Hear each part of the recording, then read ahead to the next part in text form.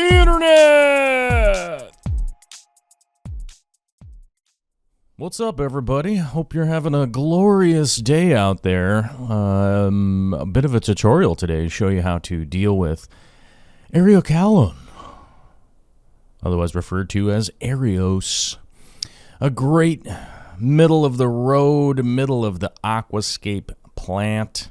And if you're here to check this out, boy howdy, you're probably into aquascaping. You're probably into aquatic plants just like I am.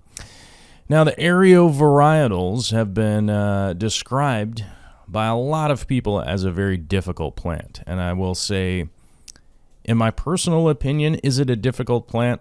Not necessarily. I don't think it's wildly difficult to deal with. But it does have some serious needs. But if you're handling those needs and supplying this plant with what it needs, you'll have a lot of success. Now, this video will be focusing on the propagation aspect of the Eriocaulon, how to basically get more of them. How are you gonna go from getting one stem of this plant and it grows kind of like a little pineapple frond?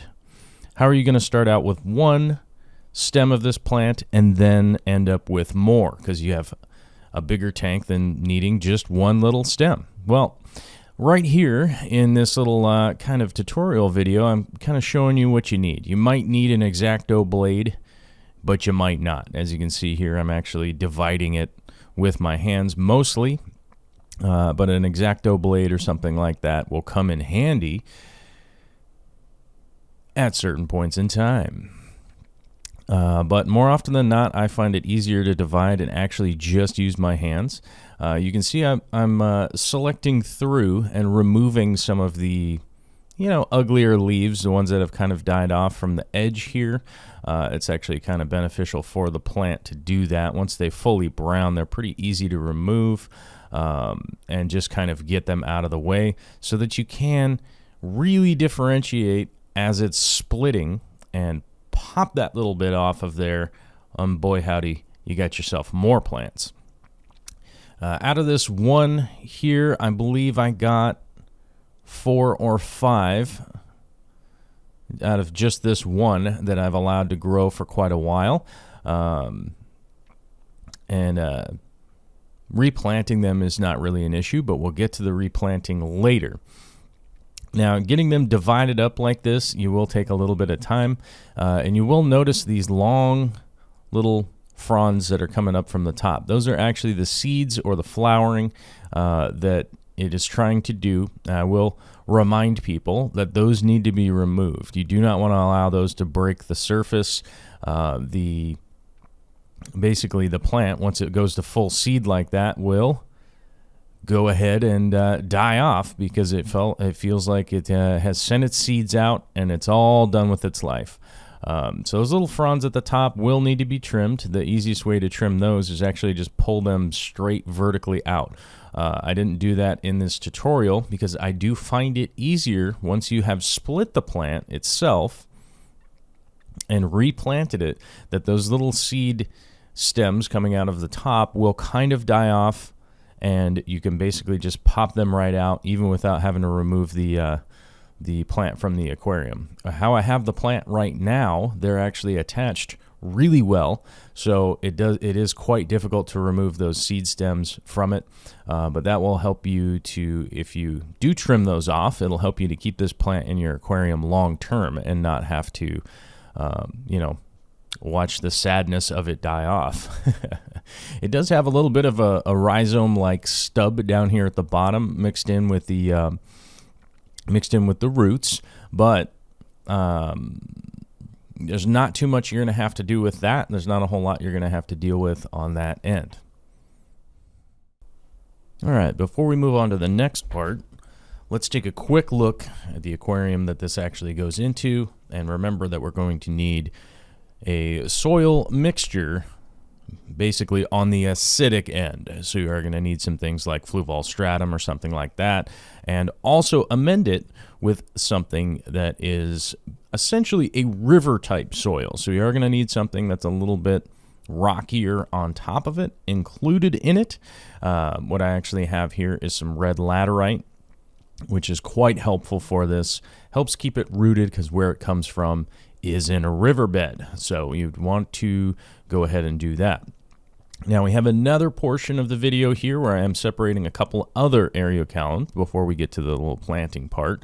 But we do have the same situation with these ones where I'm actually going to separate them by hand. I do need to use the knife a little bit on these, but remember, we are going to want to remove the dead leaves, get those kind of out of there so that we can clear up our pathway to get these split before we go replanting them back in the aquarium.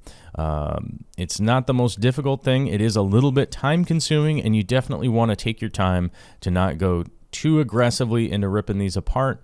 You kind of have to go by feel. You will feel whether or not it's kind of ready to be divided or not. You'll feel sort of rock solid if it doesn't want to be divided yet, whereas the ones that are ready to come out kind of just fall away. Now, you can be more aggressive. That's where the knife comes in and split them, but I haven't had a lot of success with completely just splitting them like in half or anything like that. This is where I've found success, dividing them sort of when I want to divide. But as I mentioned before, the knife does kind of come in handy with trimming things away and stuff like that and get into the little nooks and crannies and get that stuff out of the way and get it split. All right, the planting part. Cool.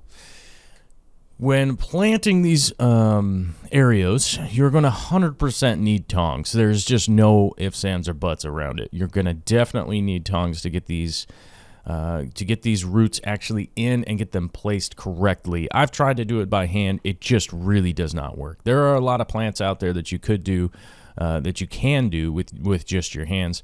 These you are going to need tongs. It's just not going to work out that well using your hands, just to be honest with you.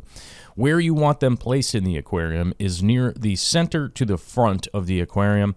They do not grow exceptionally large, but center placement is going to be the correct area for these. If you do have a carpeting plant or something like that that can go in front of them, that is fantastic. But you do want these front and center in the middle of the tank for, realistically proper placement for them to grow.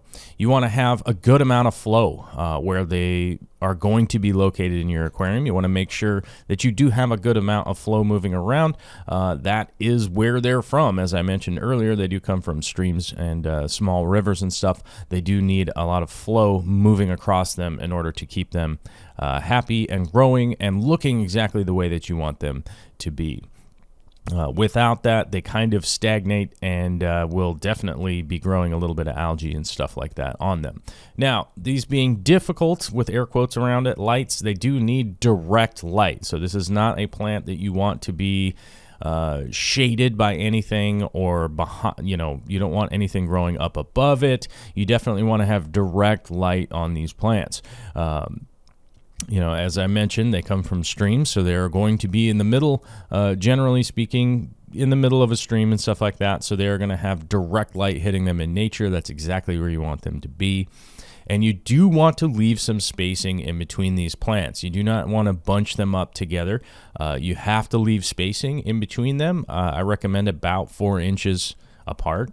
As you can see here, it's basically from each rosette. It's 4 inches from here to there, and that is going to be the best spacing for them. You have to allow them enough space to be able to essentially propagate. If you plant them too closely together, their roots will feed too much and they won't propagate, and then bummer, you're not going to be able to split these in the next couple of months.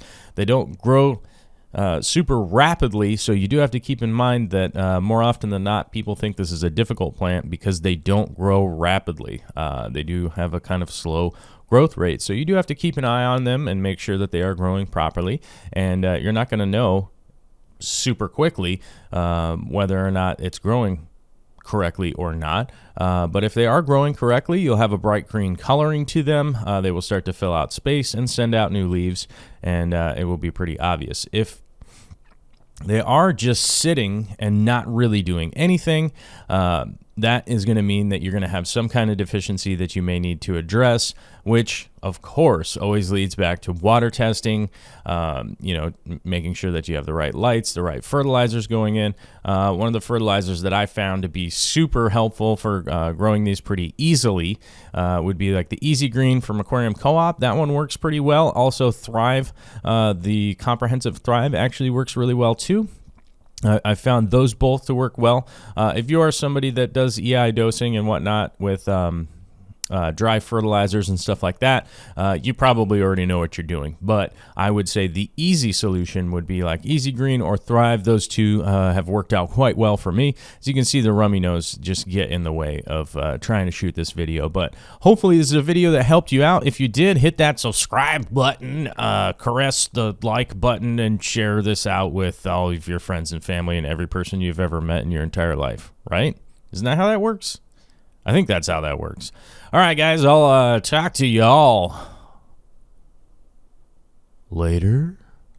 I think later. Right?